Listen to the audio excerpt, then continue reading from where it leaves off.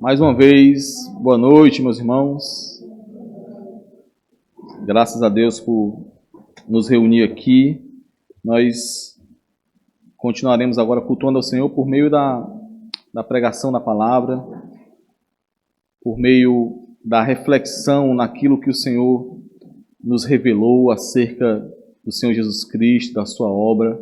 Nós estamos refletindo, e meditando sempre que possível no Evangelho segundo Marcos, e a ideia, eu sempre repito isso aos irmãos, a ideia de refletirmos no Evangelho segundo Marcos é para que conheçamos mais ao Senhor, para que saibamos quem é Jesus Cristo. Isso, meus irmãos, de forma a experimentarmos dele, de forma a entendermos que o Senhor é aquele que tem a autoridade, que essa autoridade toca a nossa vida, toca a nossa existência, toca o nosso dia a dia, que sabermos que o Senhor Jesus Cristo não é um simples relato que nós encontramos nas Sagradas Escrituras, mas é o Deus que está nos céus, aquele que intercede por nós, aquele que fez grande obra por nós, perdoou os nossos pecados, nos tirou do alvo da ira de Deus, nos colocou em comunhão com o Pai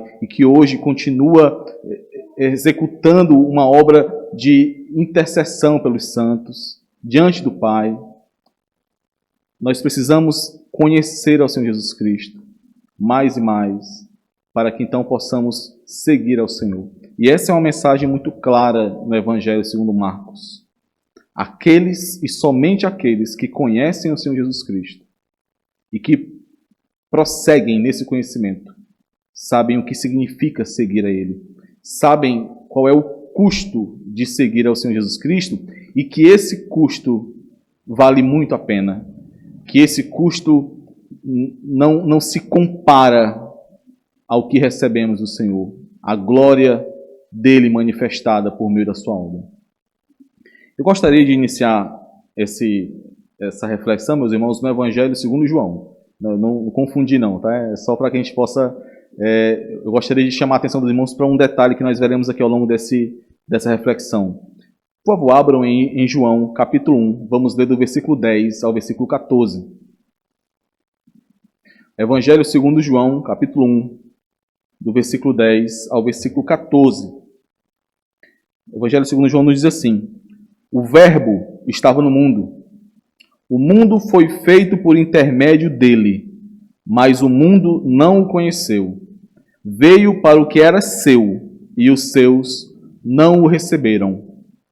Mas a todos quantos o receberam, deu-lhes o poder de serem feitos filhos de Deus.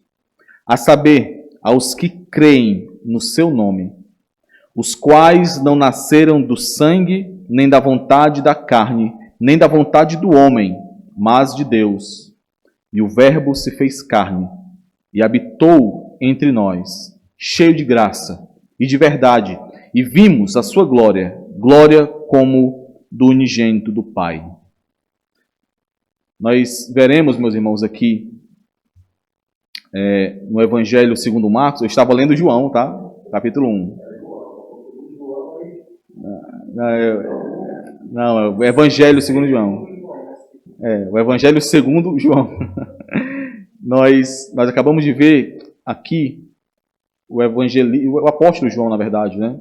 Falando sobre o Verbo que se fez carne e que foi rejeitado pelos seus, mas que aqueles que creram foram feitos filhos de Deus, foram então recolhidos pelo Verbo, pelo Senhor. Marcos, nós vimos isso no capítulo 1, Marcos vai relatando ao longo do primeiro capítulo o crescimento da fama do Senhor Jesus Cristo.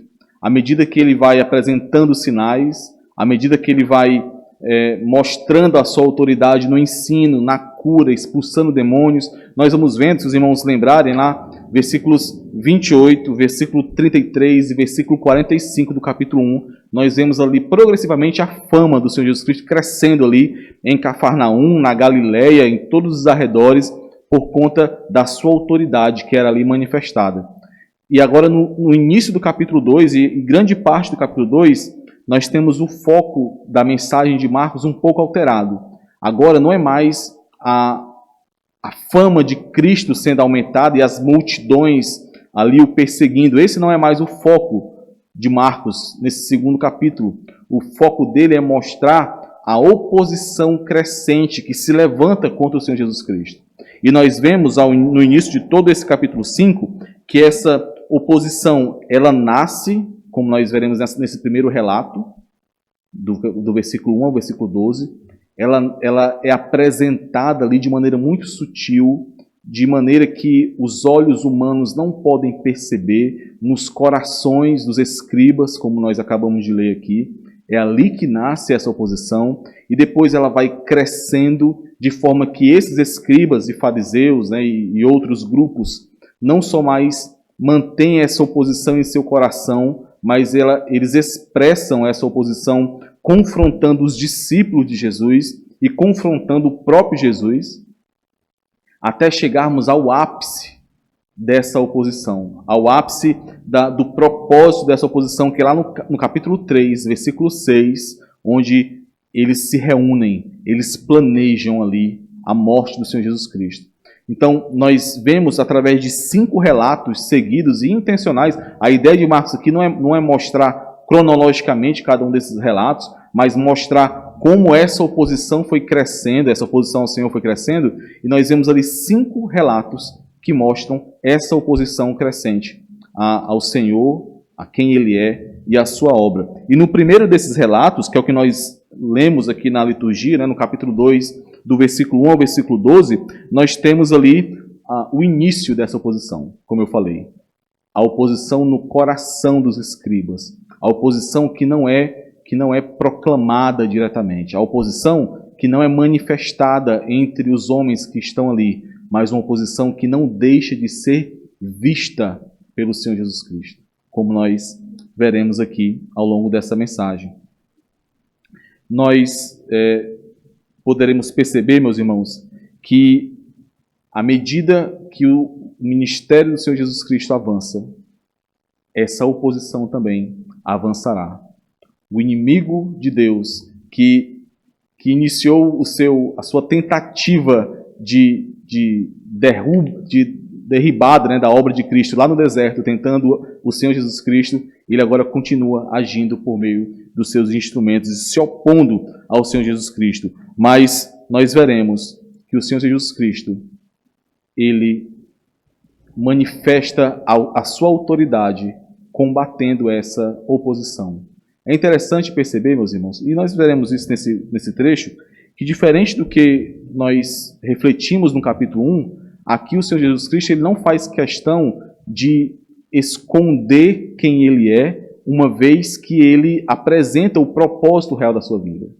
Nós vimos várias vezes no capítulo 1 mesmo, o Senhor Jesus dizendo, não conte isso a ninguém, não fale sobre isso. Aqui não, aqui Ele realiza um grande milagre e Ele não faz essa advertência. Nós vemos aqui a autoridade do Senhor Jesus Cristo sendo manifestada em meio a essa oposição. A autoridade daquele que é o Filho de Deus. E, meus irmãos, esse trecho é maravilhoso na forma como essa autoridade é manifestada. Como nós vimos no tema da mensagem. Jesus Cristo é a autoridade de Deus para perdoar pecados, para conduzir a comunhão com Deus aqueles que outrora eram inimigos de Deus, para restabelecer aquilo que estava perdido. O Senhor Jesus Cristo é a autoridade de Deus para perdoar pecados e para nos dar paz com Deus. O que mais, meus irmãos, o que mais o homem perdido e consciente da sua condição de pecado, o que mais esse homem poderia ansiar, a não ser por aquele que tem autoridade para perdoar pecados? E desde já eu quero trazer um questionamento que eu gostaria que nós nos fizéssemos ao longo de toda essa reflexão. O que nós buscamos quando nós buscamos a Cristo? Né? Parece um pouco redundante, mas a minha intenção é cravar isso mesmo, meus irmãos. O que nós buscamos quando buscamos ao Senhor Jesus Cristo? Nós veremos um pouco sobre isso ao longo desse trecho. Eu dividi esse texto, meus irmãos, em 3 partes. A primeira parte, que vai do versículo 1 até o versículo 5, mostra a fé que pode ser vista. A fé verdadeira que pode ser vista.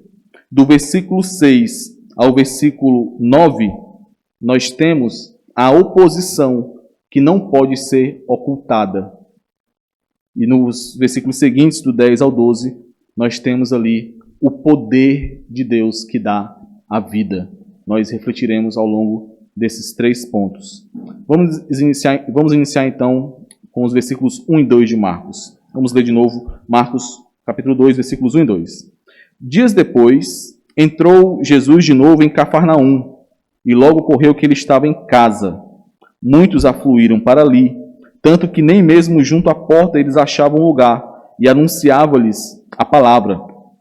Nós vimos, meus irmãos, no final do capítulo 1, lá no versículo 39, que o Senhor Jesus, ele deixou Cafarnaum e ele foi por toda a Galileia para pregar a palavra, porque para isso é que ele tinha vindo. E então, depois de pregar a palavra por toda a Galileia, ele volta para Cafarnaum, ele volta para a sua casa. E a sua casa aqui traz essa ideia de que Cafarnaum, depois que Jesus saiu de Nazaré, se tornou ali o centro, como se fosse a base operacional do Senhor Jesus Cristo. Não é que ele tivesse, como um pregador aí meio esquisito, que fala que Jesus tinha uma casa na praia, né, e ele voltava para essa casa na praia. Mas não era isso.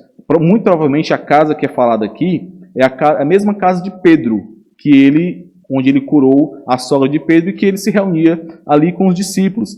Então, ele foi pela Galileia, pregou a palavra e agora retornou para Cafarnaum, para a casa de Pedro. E nós encontramos aqui que muitos afluíram para ali. O que quer dizer isso? As multidões se ajuntaram e iam em bloco ali. Então, muitas pessoas chegavam àquela casa sabendo que o Senhor Jesus Cristo tinha voltado e se reuniam ali para ouvir a pregação da palavra de Deus, a pregação do Senhor, a palavra do Senhor. E é importante, meus irmãos, nós notarmos que, diferente do que Marcos relata no capítulo 1, aqui a ênfase do que Jesus está oferecendo às multidões não são mais os milagres e as curas que eles buscavam no capítulo 1. Aqui nós vemos no versículo 2 que ele anunciava-lhes a palavra. Então essa é a ênfase que Marcos está dando aqui em relação a essas multidões. Marcos enfatiza que o Senhor Jesus ali anunciava a palavra para eles. Mas, meus irmãos, o que as multidões, o que tantas pessoas ali buscavam quando iam procurar a Cristo? Se nós observarmos, essa ideia de multidões é muito importante no Evangelho segundo Marcos.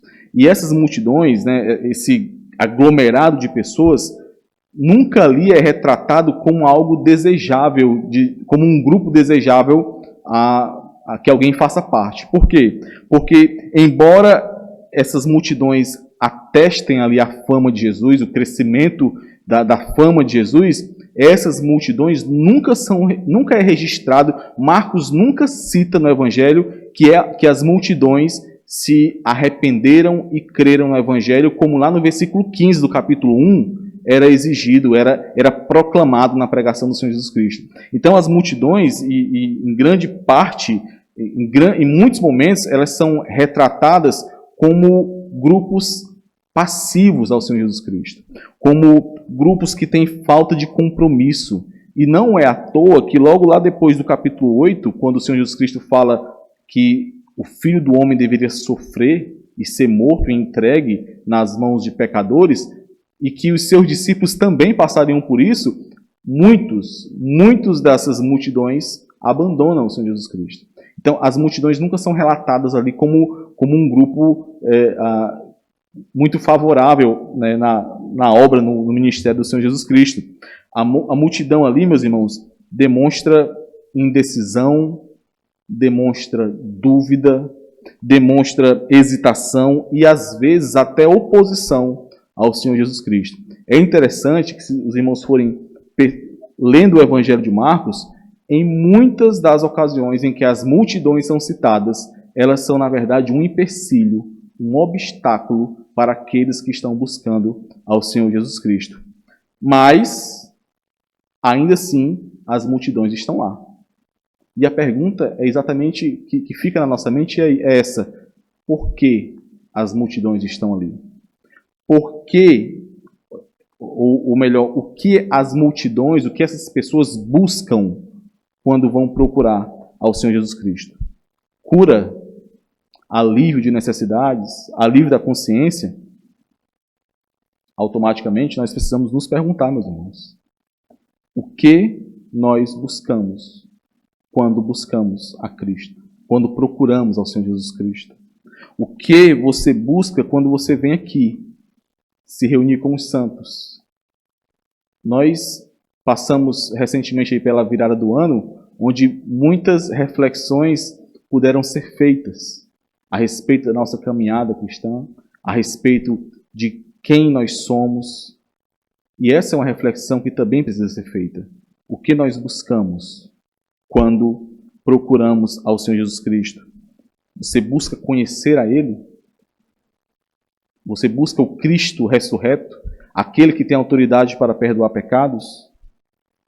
E se sim, como as suas ações demonstram isso?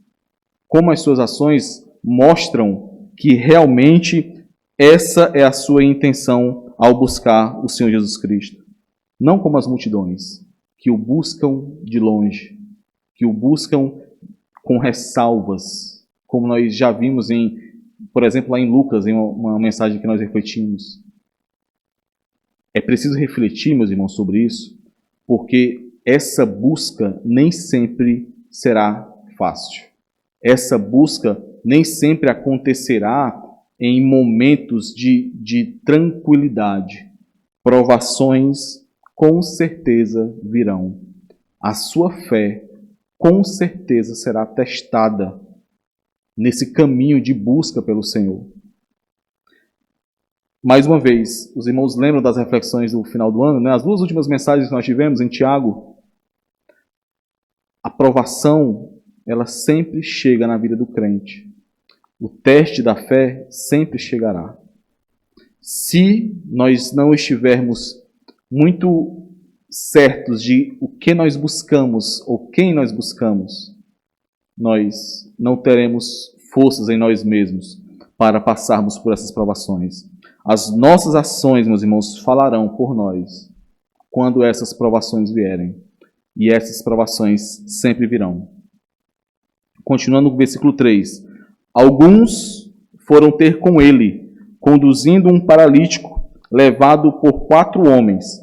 O versículo 3, meus irmãos, nos diz, né, que 4 homens procuraram a Jesus e levavam um outro homem, né, um paralítico. E esse paralítico era alguém sem valor ali para aquela sociedade. Os paralíticos, né, aqueles que não poderiam trabalhar, que dependiam de outras pessoas, eram um peso que era carregado por muitos, né? E no caso ali, literalmente, né? Eram pessoas que não tinham valor nenhum ali naquela sociedade. Mas, de algum modo, aqueles homens ouviram acerca de Jesus e levaram esse paralítico. Creram que Jesus Cristo poderia trazer cura para aquele homem, poderia restaurar a saúde daquele homem, que o Senhor Jesus Cristo tinha todo o poder para restabelecer a vida daquele homem. Existe um comentarista que ele diz o seguinte a respeito da ação desses homens, que colocaram a sua fé em ação. Ele diz assim: a fé é uma súplica que pode até ser sem palavras, mas jamais sem ação, firmada na confiança, na disposição poderosa de Deus a ajudar. Aqueles homens colocaram a fé deles em ação, meus irmãos. Mas não demorou, e esse a dinâmica aqui desse texto é muito interessante, porque não demorou para que, como acontece na vida de qualquer crente, a fé daqueles homens tivesse que ser provada.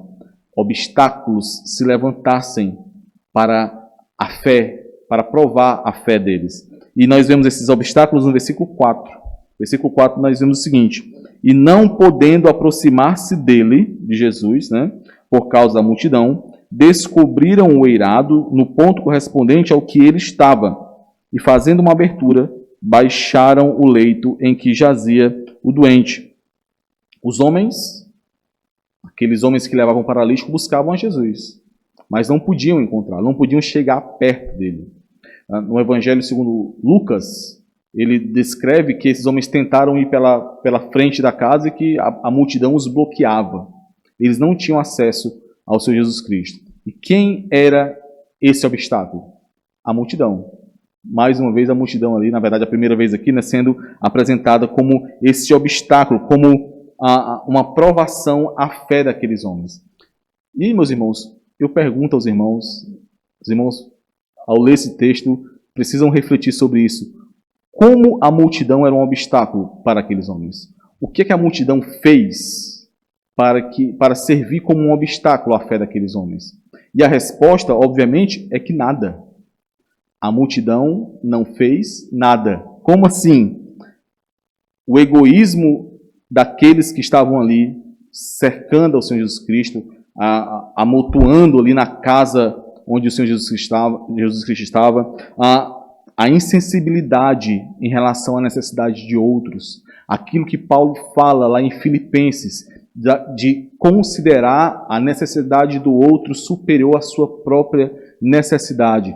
Tudo isso, meus irmãos, que aparentemente parece algo muito passivo, algo que as pessoas gostam facilmente de dizer que estão ali na sua, estão tranquilos ali, não estão influenciando na vida de ninguém, não estão fazendo mal a ninguém, estão cuidando da sua vida, mas essas coisas aparentemente passivas, essa insensibilidade, esse egoísmo ali serviu sim como um obstáculo confortável e cruel para aqueles homens que buscavam o Senhor Jesus Cristo. A multidão, por meio da sua insensibilidade, por meio da sua passividade ali, por meio do seu egoísmo, estes se tornaram obstáculos à fé daqueles homens. Meus irmãos, imaginem se, assim como essa multidão, a igreja, por exemplo, a Igreja Batista de Parquelândia, que plantou essa igreja aqui, essa congregação, se, assim como aquela multidão, estes se comportassem dessa forma, passiva, buscando ao Senhor simplesmente pensando nas suas necessidades, muitos de nós estaríamos desgarrados por aí. Imagine, meus irmãos, se os pastores que por aí dedicam suas vidas, inclusive o nosso pastor, pensasse como essa multidão, de agir de maneira passiva em relação ao reino, de agir de maneira insensível em relação às necessidades daqueles que buscam ao Senhor, daqueles que precisam do Senhor, como nós estaríamos? Certamente muitos de nós aqui estaremos perambulando aí, buscando ainda uma resposta para a nossa condição.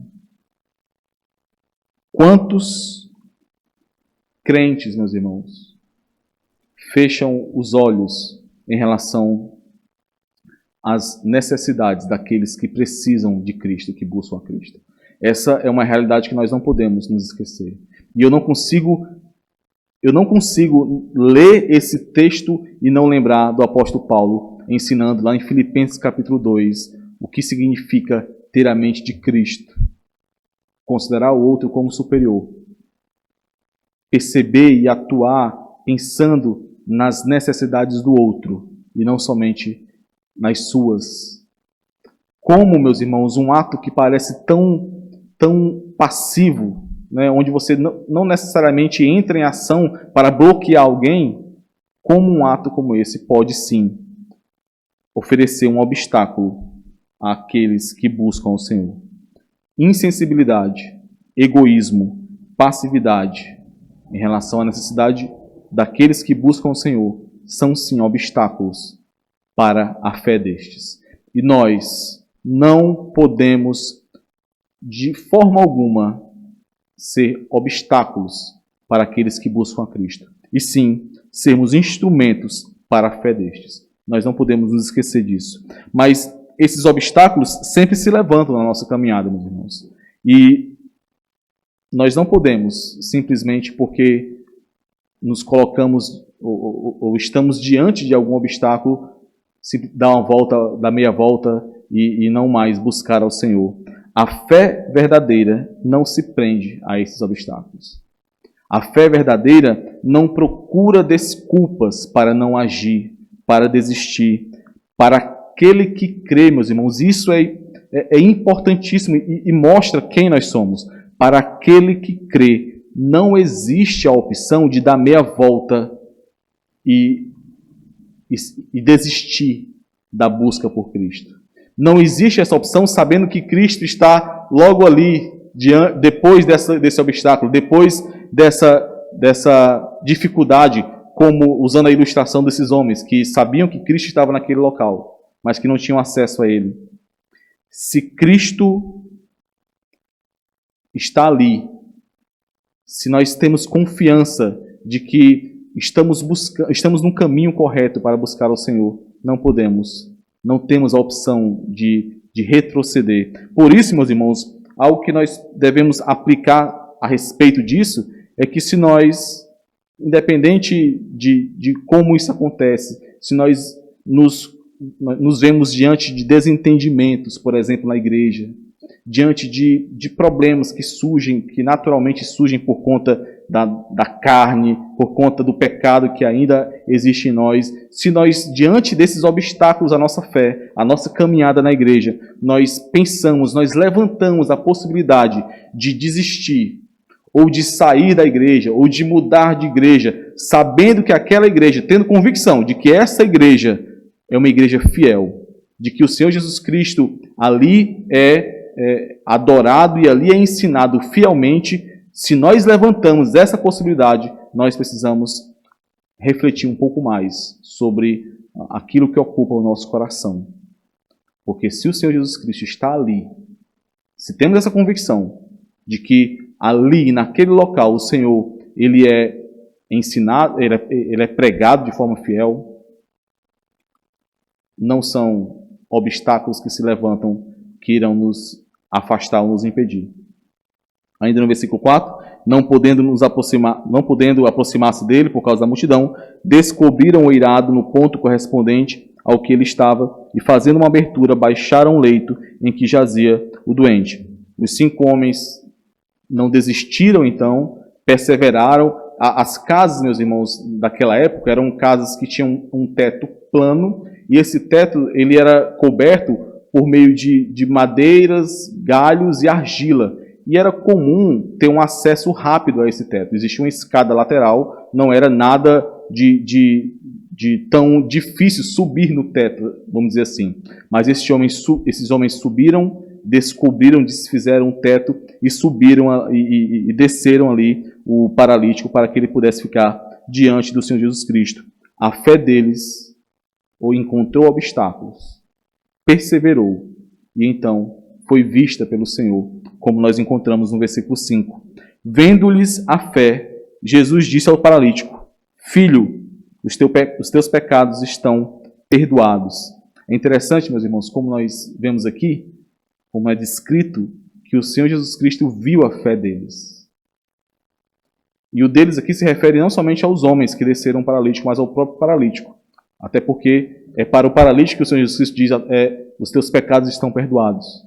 O Senhor Jesus Cristo viu a fé deles. E ao ver essa fé, a sua resposta foi: Filho, os teus pecados estão perdoados.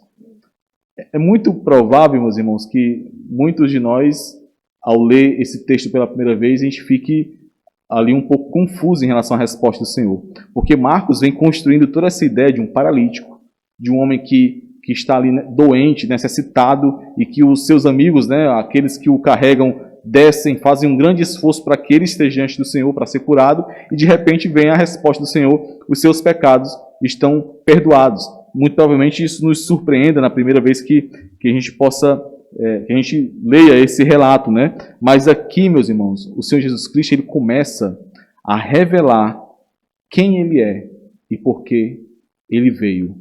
Qual é a sua obra. Observe, mais uma vez, eu comentei isso no início, que ele não está escondendo aqui a sua identidade. Inclusive, eu não vou abordar de forma profunda sobre isso, mas lá no versículo 10, por exemplo, nós vamos já chegar nele, o Senhor Jesus fala assim, ó, para que saibais que o Filho do Homem tem sobre a terra autoridade. Aqui o Senhor Jesus Cristo está utilizando um jogo de palavras que tanto pode passar desapercebido por aqueles que estavam ouvindo, porque esse termo era um termo comum de dizer, de falar sobre um ser humano, o Filho do Homem. Lá no profeta Ezequiel isso é falado várias vezes. E, ao mesmo tempo, expressa uma profecia do Filho de Deus, o Filho do Homem, lá de Daniel capítulo 7, versículos 13 e 14, se não me engano. Então, o Senhor Jesus Cristo está aqui apresentando, assim como ele faz nas parábolas, quem ele é, de forma ali a que nem todos entendam, mas ao falar sobre a sua autoridade para perdoar pecados, ele deixa muito claro para que ele veio e quem ele é. Mais que cura física, o Senhor Jesus Cristo estava ali curando espiritualmente aquele homem. Estava ali, meus irmãos, mostrando toda a influência que o pecado tem sobre a vida do homem. Não sei se os irmãos lembram, mas em certo momento, no relato dos evangelhos, um cego chega para ser curado pelo Senhor e os apóstolos, né, eles perguntam quem pecou ali, se foi o seu pai, sua mãe, quem pecou para que ele ficasse assim. E o Senhor Jesus rebate isso, dizendo que nem o pai, nem a mãe, nem ele pecou, mas aquilo era para que a glória de Deus pudesse ser manifestada. O Senhor Jesus Cristo não está falando aqui, meus irmãos, que ele não está perdoando os pecados simplesmente porque, por conta de pecados específicos, aquele homem estava naquela situação. Mas o Senhor Jesus Cristo está mostrando aqui que toda a origem do mal que acomete o homem vem do pecado. Tudo resulta da influência do pecado na vida do homem. E mais do que curar fisicamente aquele paralítico, o Senhor Jesus Cristo, ao sondar o coração dele, ele oferece a cura espiritual àquele homem, a paz com Deus, a comunhão com Deus. Meus irmãos, como é triste quando nós, por falta de conhecimento de Deus, por falta de conhecer ao Senhor, nós deixamos de desfrutar de toda a extensão da graça de Deus que é nos dada por meio de Cristo. Quando nós criamos expectativas tão pequenas acerca dessa vida, quando nós focamos naquilo que este mundo oferece e nos agarramos a esse mundo, buscando mais desse mundo, tudo isso porque não conhecemos como deveríamos conhecer quem é o Senhor Jesus Cristo. É como aquele homem que recebeu uma herança, como herança, um baú cheio de tesouros e que nunca abriu esse baú e que está passando necessidade e mendigando para comprar o pão porque ele não sabe do tesouro que ele tem. O que nós buscamos quando nós buscamos o Senhor Jesus Cristo? Quando nós procuramos o Senhor Jesus Cristo? Nada, meus irmãos, nada pode ser mais valioso para nós do que a verdade que nós recebemos de que o Senhor Jesus Cristo é aquele que perdoa pecados. Nada pode ser mais valioso para nós do que a verdade que nós recebemos de que, em certo momento, nós estávamos mortos, estávamos totalmente apartados da comunhão com Deus, não tínhamos qualquer esperança de vida. E o Senhor Jesus Cristo, por meio da sua obra, por meio de quem Ele é, perdoou os nossos pecados, nos deu paz com Deus, nos permitiu conhecer ao Senhor e ter comunhão com o Senhor e prosseguir conhecendo ao Senhor, ter vida eterna. Nada pode ser mais valioso para nós do que isso, meus irmãos. O Senhor Jesus Cristo é a autoridade de Deus para perdoar pecados. E isso, por si só, já deve nos encher de grande alegria, como nós lemos lá no Salmo 32. Bem-aventurado, feliz é o homem cujos pecados são perdoados. É o homem cujos pecados são cobertos. Nada é mais belo, nada é mais precioso, nada é mais importante para o crente do que saber que o Senhor Jesus Cristo é aquele que perdoa pecados. É aquele que nos permite ter paz com Deus. É disso e é nisso que nós devemos nos agarrar, meus irmãos. Nos momentos em que as provações vierem, no momento em que os obstáculos se levantarem para a nossa fé. O Senhor Jesus Cristo é a manifestação perfeita do amor de Deus que nos foi dada para que pudéssemos ter paz com Deus, para que pudéssemos ter os nossos pecados perdoados. Mas nem todos que estavam ali, meus irmãos, que ouviam o Senhor Jesus Cristo, possuíam a fé daquele paralítico. E esse é o ponto 2, a oposição que não pode ser ocultada. Vamos ler os versículos 6 e 7.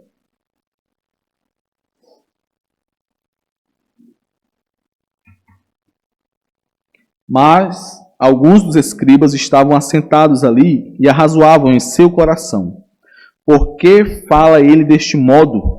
Isto é blasfêmia. Quem pode perdoar pecados senão um que é Deus?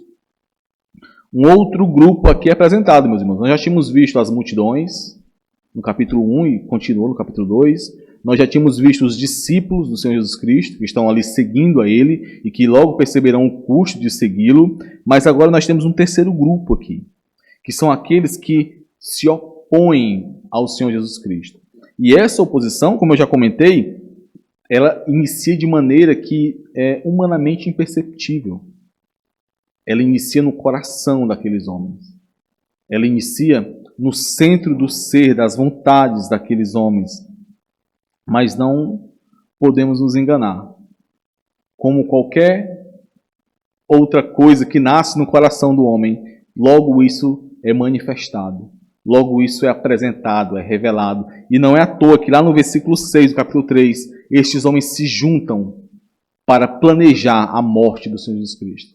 Aquilo que começou no coração, que foi gerado no coração, deu à luz ao homicídio que eles queriam praticar. Não era comum, meus irmãos, que os escribas estivessem fora de Jerusalém. Os escribas, né, e muitos deles fariseus, geralmente ficavam em Jerusalém, no templo, né? Mas aqui, muito provavelmente, o Sinédrio, que era aquela reunião, aquela cúpula, né, judaica que legislava para os judeus, o Sinédrio havia enviado esse grupo de escribas para analisar esse novo profeta que tinha se levantado. Nós vemos, inclusive, lá no versículo 22 do capítulo 3, que os escribas que estavam blasfemando contra o Senhor Jesus Cristo, eles haviam descido de Jerusalém. Então, muito provavelmente, o que nós temos aqui é uma comitiva especial, que foi acompanhar o que estava acontecendo ali em Cafarnaum. E por isso estavam assentados, ouvindo ao Senhor Jesus Cristo, e mesmo ouvindo a sua palavra, não estavam ali porque o queriam, porque o buscavam. O que os escribas buscavam quando buscavam a Cristo era matá-lo, era destruir a sua obra, não ouvir a palavra de Deus, não conhecer a Deus. Eles estavam ali calados, mas não estavam inertes. Os seus corações tremiam ali. É interessante que quando Marcos utiliza essa palavra de arrazoar, essa palavra arrazoar, né, eles arrazoavam em seus corações, dá a ideia de um debate intenso nos corações. Então eles estavam assentados, ouvindo as palavras de Jesus e os seus corações debatendo, cada um debatendo consigo mesmo, né, em seu coração. E o debate deles, né, a ideia deles, a crítica deles é essa: quem pode perdoar pecados, senão um que é Deus? Estes, meus irmãos, não conseguiam estar diante do Senhor Jesus Cristo sem hostilizá-lo, sem se opor a Ele. Como nós vimos em 1 João, Os filhos do diabo não podem ter comunhão com os filhos de Deus. As trevas não podem ter comunhão com a luz. Caim jamais teria outra possibilidade para a sua vida do que a não ser matar Abel. Aqueles que são filhos do diabo não suportam a luz de Cristo. E mesmo ali, quietinhos, como nós dizemos, sem dar um pio, aqueles homens estavam maquinando ali o mal e a morte de Cristo. Meus irmãos, nós precisamos nos atentar a isso. A oposição sempre inicia no coração. E não duvidem, meus irmãos. Isso que nós encontramos no versículo 6 e no versículo 7 ainda acontece nos dias de hoje. Ainda nos dias de hoje, as pessoas se opõem. Mesmo aquelas que estão, às vezes, ouvindo a palavra de Deus na igreja, que estão buscando por algum motivo o Senhor, mesmo tais pessoas podem sim, em seus corações, se opor ao Senhor Jesus Cristo. E quando isso acontece? Quando estas não se dobram diante da palavra, diante da autoridade, não se submetem à autoridade do Senhor Jesus Cristo, que é manifestada pela palavra dele. E assim, usam muitas desculpas, Colocam a culpa no pregador, no seu pastor, colocam a culpa no defeito do irmão, levantam os defeitos dos irmãos. Mas a resposta é muito simples. Em seu coração existe oposição ao Senhor Jesus Cristo. E isso é manifestado na oposição à palavra de Deus. Estes, meus irmãos, não estão discordando de quem está pregando a palavra. Estes não estão discordando da forma como o pastoreio é oferecido a eles. Não. Estes estão discordando do próprio Deus. Estão se opondo ao próprio Deus. Se a palavra de Deus é pregada, se a palavra de Deus é utilizada como fiel manual para a condução da igreja do Senhor, quando alguém se opõe a isso, é ao próprio Deus que este está se opondo. Quando nós não nos submetemos ao ensino da palavra, ao ensino fiel da palavra, ao pastoreio por meio da Sagrada Escritura, nós estamos nos opondo ao Senhor Jesus Cristo. Em algum aspecto, estes escribas estavam corretos, porque eles disseram assim: quem pode perdoar pecados senão um que é Deus? É verdade. Somente Deus pode perdoar pecados. A questão é que o Deus Filho estava ali diante deles. O Deus que tem autoridade sim para perdoar pecados. Mas como nós lemos no início dessa mensagem, lá em João, não é 1 João nem 2 João, é o Evangelho segundo João, tá? Lá em João, capítulo 1, versículo 11, ele veio para os que eram seus, para o que era seu, mas os seus não o receberam. E esse mesmo Deus, que tem autoridade para perdoar pecados, ele também sonda os corações. Vamos ler os versículos 8 e 9. Versículo 8.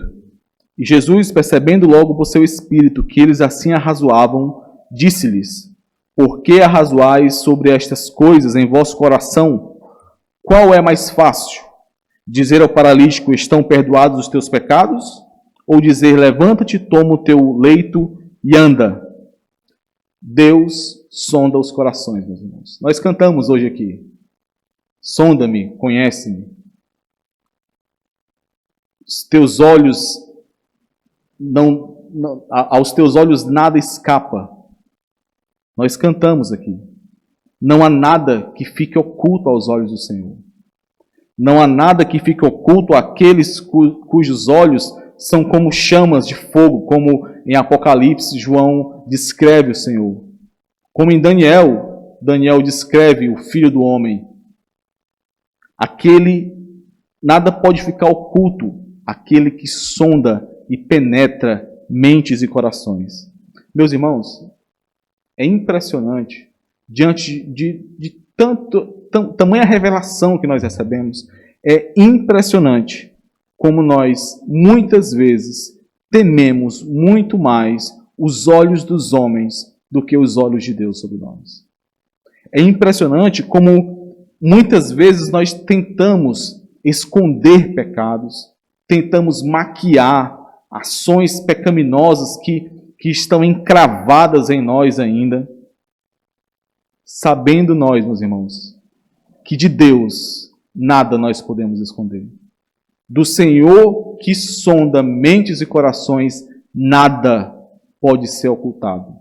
Como nós vimos rapidamente hoje pela manhã, na escola bíblica dominical, aquele que é onisciente, aquele que é onipresente, aquele de onde você, que jamais existirá um local onde você possa se esconder dele. Como nós já lemos lá no Salmo 139, para onde eu fugirei do Senhor?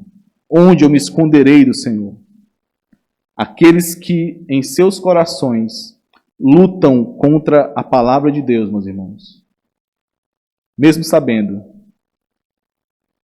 que o Deus Todo-Poderoso sonda corações, estes lutam contra o senhorio de Cristo.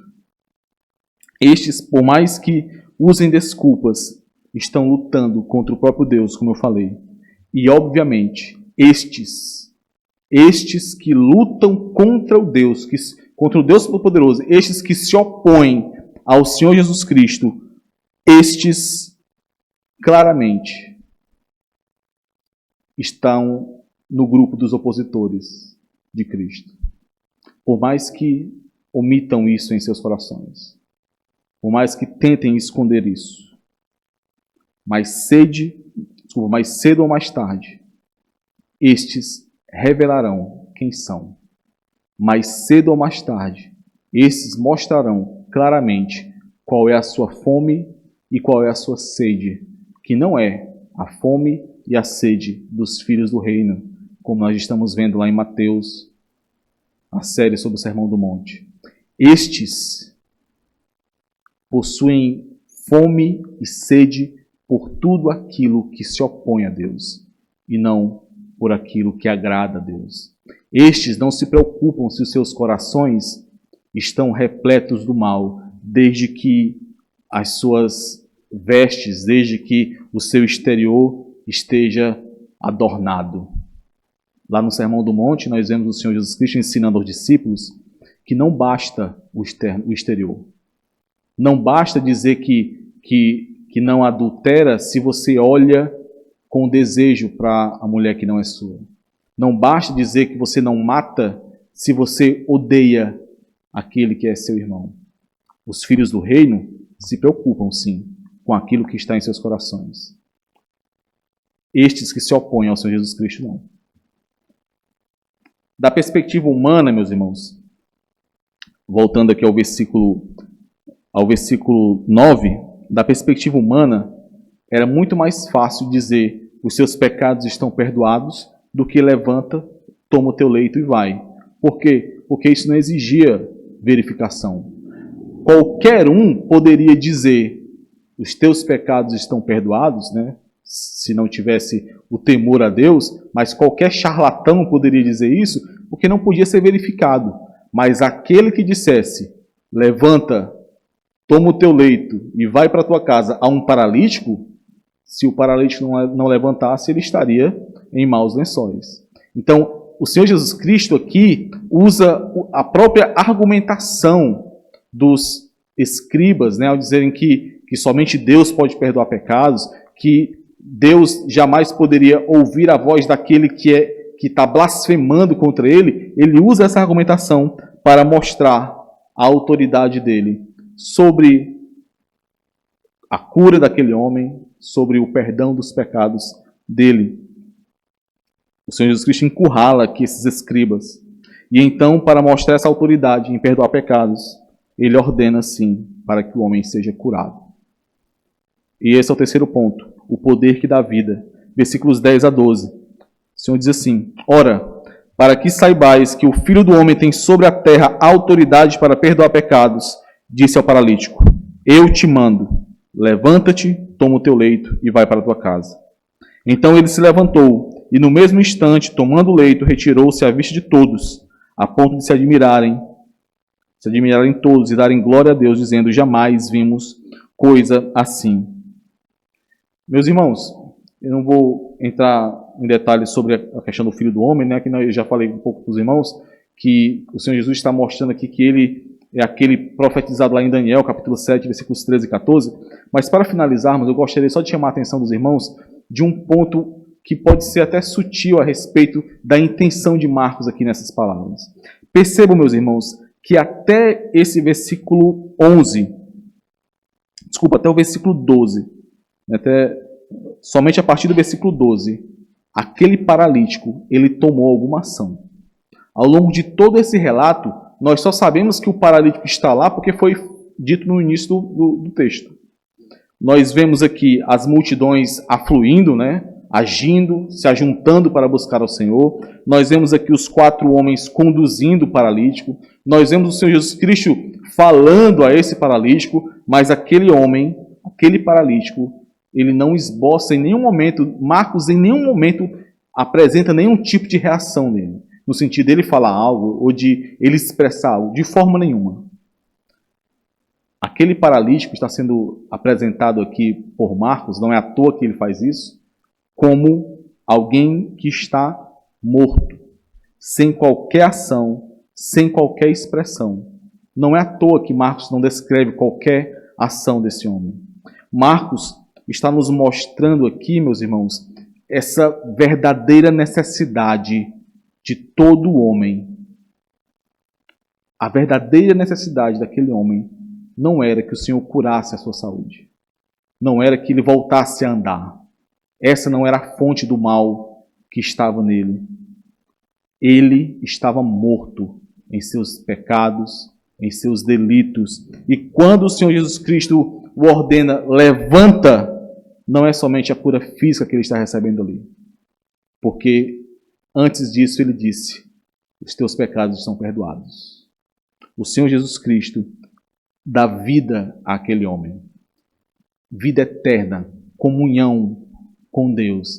Meus irmãos, é interessante que essa palavra levanta que o Senhor Jesus Cristo usa aqui é a mesma palavra utilizada em ressurreições.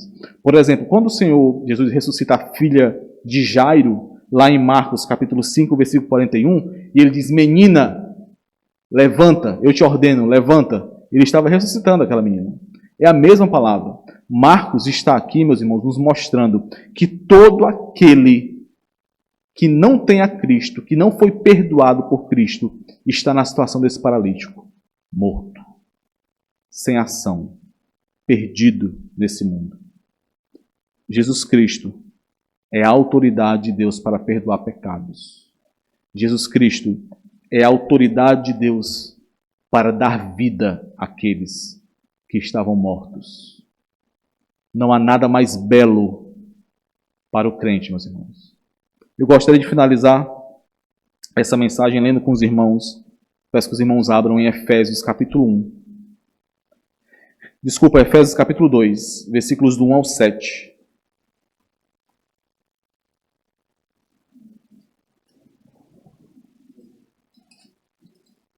Epístola de Paulo aos Efésios, capítulo 2, versículo do 1 ao 7.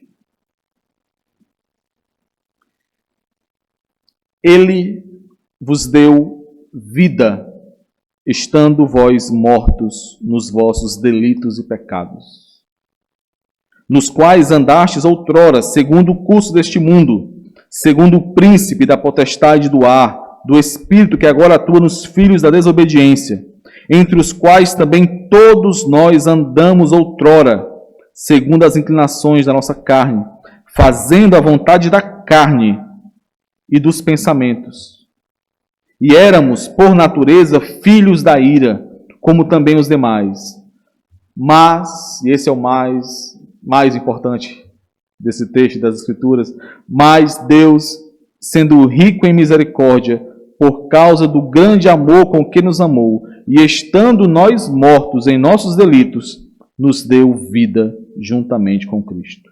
Pela graça sois salvos, e juntamente com Ele nos ressuscitou e nos fez assentar nos lugares celestiais em Cristo Jesus, para mostrar nos séculos vindouros a suprema riqueza da sua graça em bondade para conosco em Cristo Jesus. Nada é mais valioso do que sabermos, meus irmãos, que o Senhor Jesus Cristo é a autoridade de Deus para perdoar pecados. Nada é mais valioso que sabermos que outrora estávamos mortos em nossos delitos e pecados, como aquele paralítico, sem ação nenhuma, sem poder sequer se voltar e pedir ao Senhor algo. Não, estávamos mortos. Mas o Senhor, por tão grande amor, por tão grande graça, Ele perdoou os nossos pecados. Ele se ofereceu como propiciação pelos nossos pecados. Ele nos deu vida, vida eterna com o Pai, comunhão com Deus, para que assim pudéssemos ter paz, para que assim pudéssemos desfrutar da graça que recebemos dele. Que o Senhor, meus irmãos, nos faça crescer nesse entendimento. Que possamos valorizar aquilo que recebemos do Senhor, sabendo que não existem provações ou dificuldades que se levantem, que sejam obstáculos maiores do que a graça que nós recebemos. Que o Senhor nos conduza nesse caminho de conhecimento, de conhecer ao Senhor Jesus Cristo, de saber o que significa o custo de segui-lo, de auxiliarmos outros a seguir ao Senhor também. Vamos orar, meus irmãos. Senhor amado, muito obrigado, Pai, pela Tua palavra. Muito obrigado pela Tua graça que nos alcançou. Muito obrigado pelo Teu amor manifestado plenamente em Cristo, nosso Deus e Salvador, que nos resgatou das garras deste mundo, das trevas, da cegueira, da morte, e nos deu vida, vida nele, para que pudéssemos ter comunhão com o Senhor. Ó Pai, nos ajuda. Nós vivemos em um mundo que tenta nos agarrar e que, se não fosse por Tua graça em nós, nós também nos agarraríamos a Ele. Nos ajuda, Senhor, a vivermos de acordo com a verdade que recebemos, o dom, o tesouro que recebemos do Senhor por meio de Cristo. Não nos deixe, Senhor, viver de acordo com aqueles que não receberam tão grande revelação viva, mas nos ajuda, Pai. Por amor ao Senhor, nos ajuda. Em nome de Cristo, nosso Redentor, nós te pedimos. Amém.